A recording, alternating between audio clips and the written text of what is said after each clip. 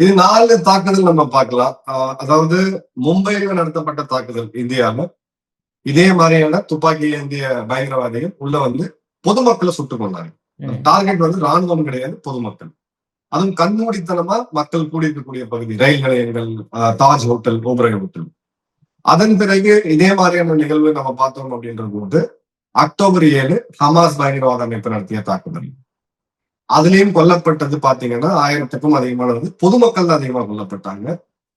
அது ஒரு ஸ்டைல நம்ம பார்த்தோம். அதன் பிறகு 2025 ஏப்ரல் பஹல்காம்.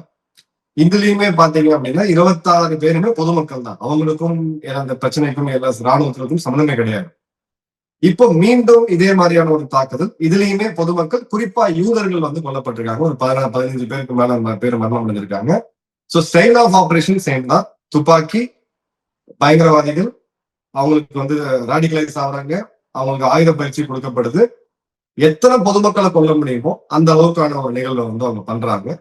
இந்த 4மே பொதுமக்கள் மேல நடத்தப்பட்ட ஒரு பயங்கரவாத தாக்குதல். இது ஒரு ISIS ஸ்டாம்ப் வந்து ரொம்ப தெளிவா தெரியுது.